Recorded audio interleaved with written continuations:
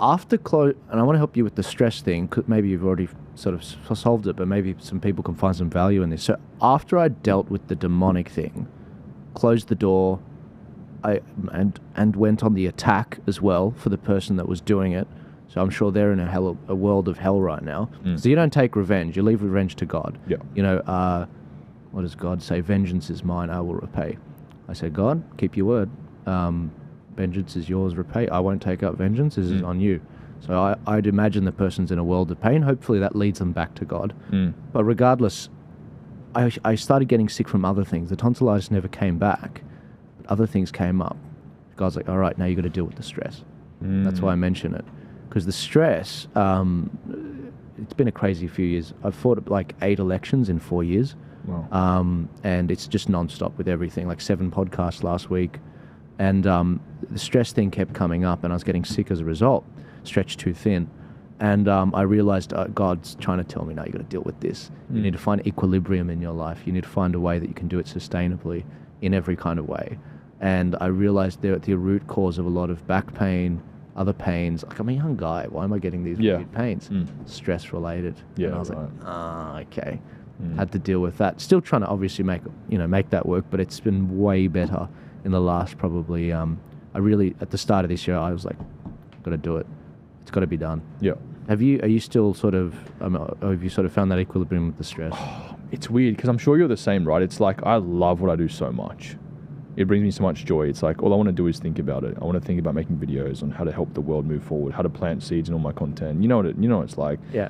I love going to the gym a lot. You know, I love taking care of my health. Like, I genuinely love these things. So to me, it's like, well, God, like, what do you mean stress, bro? It's like, I feel like maybe there is a certain element of stress, but I enjoy what I do. So how do I not stress? Do you want me just to lay in a paddock of grass for, 1 or 2 days a week? I can't do that. So what I've actually found is like active rest can also be okay. I think it's very individualized, but to be honest with you, bro, I haven't found, this just came up last night.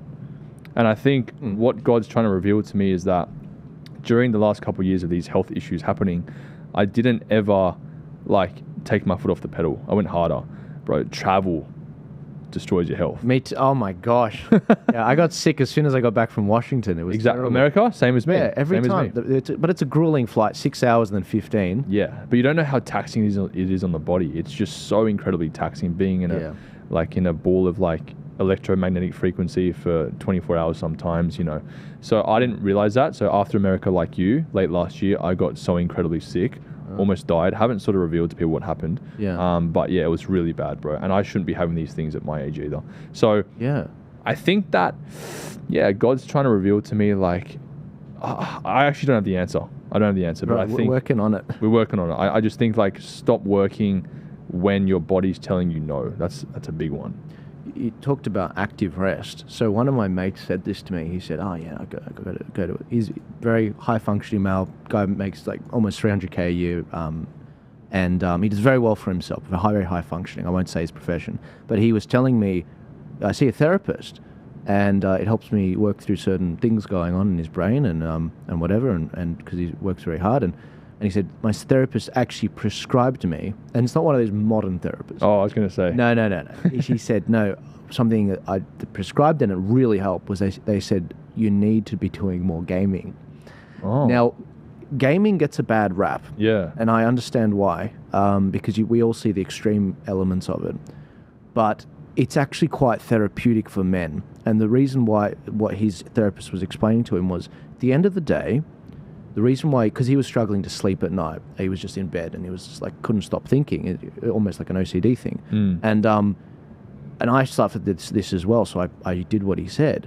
He said, his therapist said, when you game, and even whether it's with people or not, you're actually thinking through your day's problems that have happened, because there's a digestion. Like every day we spend, this might help, every day, because this helped me, there's a fire hose of information in my world and in your world and in his world, in what he does. And so this fire hose of information, there's a lot of digestion you actually have to do. And it's when you think on your own, silent, no music, just a quiet drive in your car. Sometimes when our best ideas come to us. Yes. In the shower, where it's literally just running water. Yep. And it's just sort of like a grey sort of noise. similarly, in gaming, especially when it's not a very challenging game, like I like playing Age of Mythology, Age of Empires strategy games, and there's a difficulty that's like, okay, I've really got to focus, but then there's a difficulty below that, a gear below that, where it's like, it's almost therapeutic. When you're doing that and you're going through the motions, it's fun and whatever, you're actually thinking about in your subconscious about the day's issues, and you're digesting what just this fire hose of information and problems and whatever. And when you do that, it allows you to sleep a lot easier. Wow. A lot easier. That's interesting. I've never thought gaming was a solution to all our problems. I've been working so hard in the sorry guys, like I know you're like, who is this idiot? You know, that Jamie's sitting with, right? He's been working so hard, or I've no.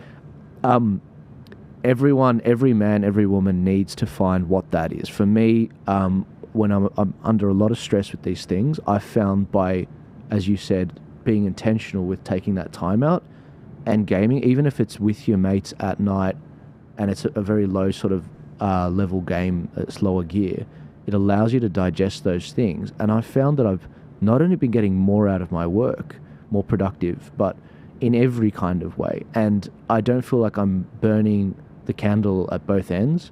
And I just feel like it's more sustainable. And I'm like, because I used to feel guilty with the gaming. I'd park it for a couple months and then maybe I'd do it when I had some time.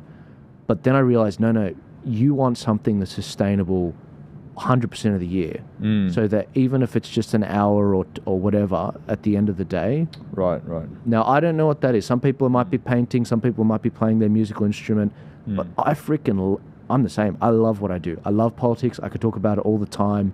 You know, I feel like when I'm gaming, I'm abdicating my responsibility to do God's purpose, but it's also like God being like, you need to work out how to deal with this stress and put it on the side. And you're not going to do drugs, you're not going to do porn, it's not going to be alcohol, all right? Yeah. Find a way. And so, yeah, I don't know. Interesting. What do you think about that? I like that. I've never thought of it that way. I think what the main point I got was like that digestion point. You know, however many times a week is really important. I think you're right. It's like we're too on the go 24/7 that you kind of tend to forget about even the progress that you've made. You know, I feel like I'm always on the hunt. As men, we genuinely are from just natural instinct, but like you're on the hunt for that next thing, that next win, that next accomplishment. And that's a good primitive trait to have as a man, but at the same time, it's like, yeah, that balance and that digestion point each and every single day you can kind of fall back on. That's why some people do journaling, I guess. It's like, oh, what did I actually do today? You might have had, 9 things go right and 1 thing go wrong at the very end, and you forget about the 9 things that go right.